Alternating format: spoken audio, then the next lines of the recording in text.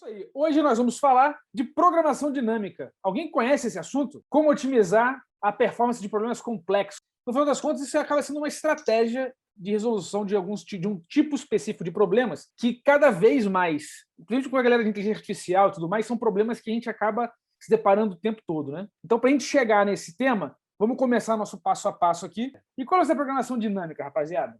Bom, por que isso é um assunto importante? Primeiro, o mito da performance. Quem aí já sofreu do mito da performance? Diz para mim. Pode ser que você ache, pode ser o que você acha que é. O mito da performance. Vamos lá. Quem já sofreu desse drama e desse problema? Pô, ninguém vai arriscar, nem o Daniel. Daniel, você tá sumido, meu filho. Você tem que aparecer agora. Não ri, não. Cara, eu não sei qual que é o mito, mas hoje mesmo tá falando sobre performance com o pessoal aí do grupo, né? Certo, você está fazendo a comparação lá da infraestrutura. A performance ela é uma coisa que está na nossa vida o tempo todo, mas tem um mito da performance. E o que eu mais ouvi na minha carreira, por ter escolhido Python, principalmente lá no começo, antes que ninguém usava Python, na verdade, os meus clientes não sabiam que eu entregava os troços com Python, era tudo uma caixinha preta. Deixa comigo que eu chuto pro gol. Tá?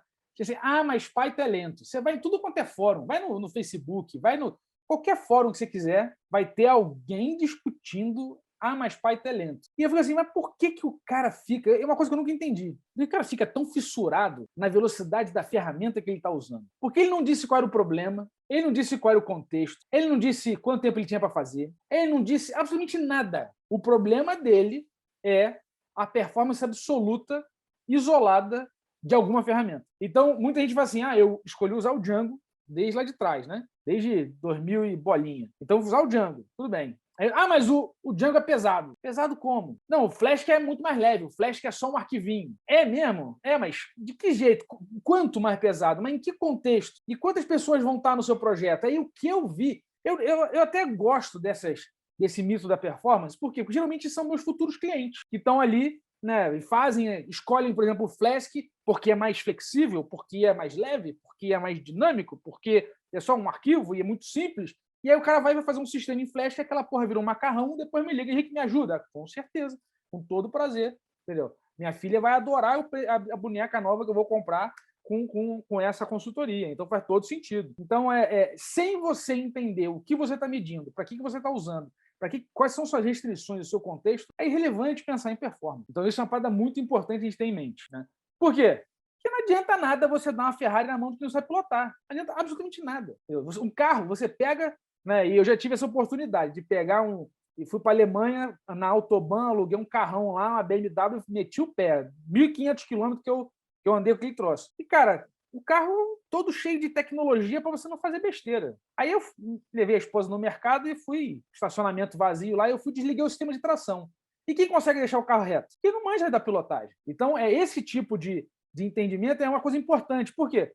Porque a ferramenta tem que te servir e não você ficar submetido a ela. Então, muitos programadores sofrem com o drama, né, da reversão sujeito-objeto, que é onde você, na falta de conhecimento ou na falta de domínio, o que você faz? Você cai dentro, bizarramente cai dentro de uma ferramenta, que é a ferramenta que vai salvar você, que vai te resolver os problemas, que vai te entregar o software, fazer o sistema, que vai escalar. Mas escala? Meu amigo, nenhuma ferramenta escala. O que escala é arquitetura, o que escala é entender a natureza do problema, entender a natureza do sistema. Né? Então, isso é muito... E outras pessoas estão fazendo o contrário. Não, vou usar Go por quê? Porque o Google usa, porque o Facebook usa. Meu amigo, para que isso? Isso é um desperdício de dinheiro. Porque o que você vai fazer se você tem uma equipe que só tem você vai fazer um sistema que tem 15 pessoas usando, é irrelevante a performance, usa a ferramenta mais prática para você, porque você vai ser mais produtivo. Né? E aí você organiza o seu código para aquelas coisas que são mais custosas em termos de performance, você vai e consegue interferir naquilo ali e dar um resultado relevante. Beleza? Porque eu vejo um monte de programador, e eu estou vendo isso, eu vejo em outros treinamentos, inclusive tem um treinamento de API que a gente está fazendo, que muita gente fica assim, não, mas como é que eu uso o Django REST Framework com esse modelo de dados? Quer dizer, o cara está preocupado em encontrar como é que encaixa. Cara, isso não é o problema. Tem que dominar o fundamento para conseguir fazer, não importa, ou você bypassa a ferramenta. Quantas vezes toda a biblioteca Python que eu publiquei na internet foi de problemas que eu resolvi porque o Django ou o Python ou as ferramentas que eu estava usando não resolviam. Então, eu bypassava, criava em cima, construía, sabe? Resolvendo iterativo e incremental. Esse é o super processo aí que Eu acredito muito. Então, acho que esse é o grande lance. Então, isso é importante porque a gente tem que entender o que é um problema de otimização. Porque quando eu falo de otimizar, falo de performance, você tem que entender, tá, mas o que é otimizar? Então, um problema de otimização é um problema que tem muitas respostas. Então, naturalmente, você tem várias respostas possíveis, né? Mas é um problema que eu preciso comparar as respostas buscando a melhor resposta. Então, naturalmente, um problema de otimização é um problema que vai dar trabalho, porque eu vou precisar medir, eu vou precisar comparar, eu vou precisar estabelecer relações. Então, não é uma coisa, não é? É diferente de eu pegar uma fórmula matemática, botar lá e aplicar a fórmula, né? O problema de otimização não, ele vai ter o contexto, cada cenário, e você vai verificando e chegando aonde você precisa. Então, a melhor a definição do que é melhor, a melhor resposta, depende do problema, certo? Depende do contexto. Então, isso é muito importante, né? Você geralmente está buscando minimizar alguma coisa ou maximizar alguma coisa, tá? Atender algum critério, alguma restrição. Então, quando a gente fala de otimização de código, o quão ótimo a gente quer esse código? Porque se você pegar no limite, você vai pegar qualquer código que você fizer e tu vai, suponha que você consiga ter uma concentração infinita e um domínio, né, melhor do que os compiladores, tu vai escrever o troço em assembly para poder fazer exatamente o que você quer, dar exatamente o resultado que você quer e por aí vai. Então, isso é um problema sério. Né? A gente, no limite, vai usar o quê? Vai usar zeros e uns, né? Porque vai conseguir a melhor performance. Só que todos os processos, todo o nosso processo de construção de conhecimento na computação é um processo da gente ir subindo no ombro de gigantes, entendeu? Para conseguir enxergar mais longe, para conseguir tornar a coisa mais leve. Pô, é só olhar. Eu lembro quando eu era moleque, década de 90, programando, e agora, pô, tem comparação, mudou tudo em termos de ferramental. Pô, a inteligência da IDE me ajudando a perceber um erro antes do erro acontecer no código rodando, sabe? Controle de versão, antes era tudo com patch ou com arquivo zip, guardando versão do troço, migrações. Então, várias técnicas vão surgindo para melhorar, né, para ampliar nossa capacidade, para otimizar o nosso tempo, o nosso trabalho, por aí vai. Então, a gente tem essa questão de otimizar o nosso esforço enquanto programador e otimizar o uso dos recursos computacionais disponíveis para a gente. E qual o desafio da gente otimizar um código? Aí depende se você é um americano ou se você é um francês. Seja lá qual for o caso, no mínimo você precisa compreender a natureza do seu código. O que quer dizer isso se você é um americano ou você é um francês? Isso é uma narrativa, eu não lembro a fonte, mas eu ouvi isso de alguém, né, que o cara estava me contando o seguinte, acho que foi do meu amigo Amorim. Ele está falando o seguinte, existem duas formas de você abordar a engenharia, né?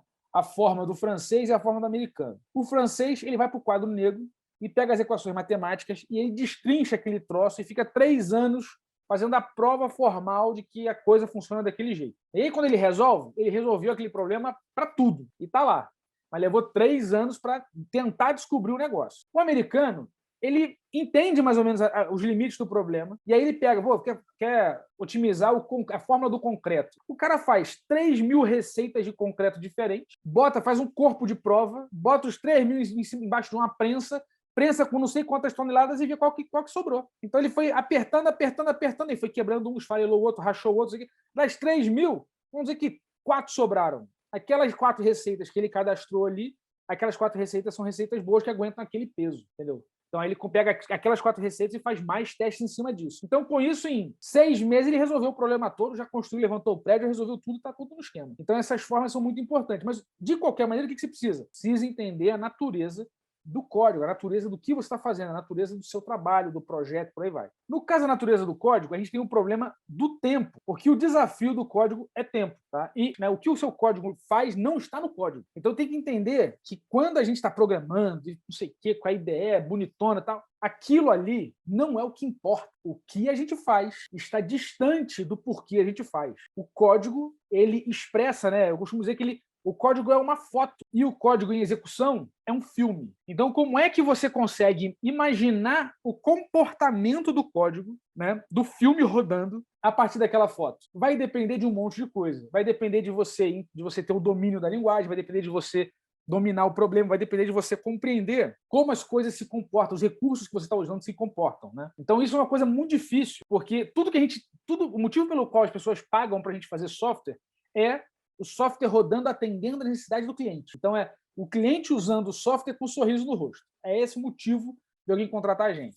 Não é para programar, não é porque a gente sabe programação, não é porque, né, sou o gêniozinho do sótão da vovó, não tem nada disso. é porque o cara quer resolver o problema dele. Então, nesse aspecto, a gente precisa entender, precisa conseguir extrapolar daquela foto para o filme. Por isso que legibilidade importa, por isso que organização de código importa, por isso que abstrações importam. Porque se eu tiver uma foto que é tudo embaralhado, tudo embaçado, tudo difícil, como é que eu vou conseguir cognitivamente extrapolar o filme a partir daquela foto? Fica muito complicado, certo? Então, isso é bastante importante. E como é que a gente faz para inferir esse filme a partir da foto? Eu preciso entender o comportamento, né, principal daquele filme. Então, eu preciso entender quantas vezes aqui, quantos loops tem, né, quanta memória vai usar. Eu tenho que conseguir, pelo código, inferir isso, observar isso. Né?